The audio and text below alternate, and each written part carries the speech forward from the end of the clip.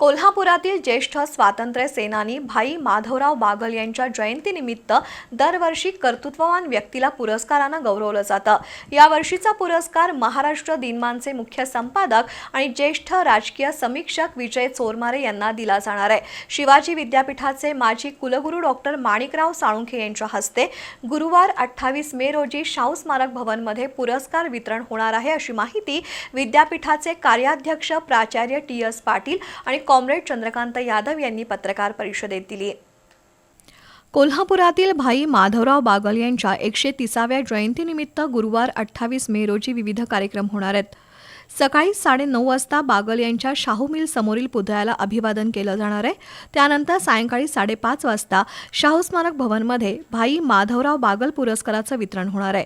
या वर्षीचा पुरस्कार महाराष्ट्र दिनमानचे मुख्य संपादक, ज्येष्ठ विचारवंत, समीक्षक विजय चोरमारे यांना दिला जाणार आहे।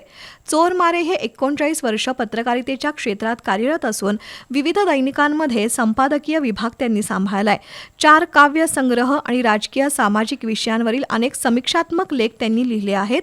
शिवाजी विद्यापीठाचे माजी कुलगुरू डॉक्टर माणिकराव साळुंखे यांच्या हस्ते पुरस्कार वितरण होणार आहे।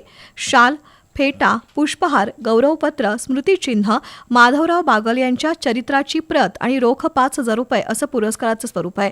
पत्रकार परिषदेला विद्यापीठाचे संचालक रवी जाधव, अनिल घाटगे, जितेंद्र कांबळे, शंकर कागले, परशुराम माने उपस्थित होते।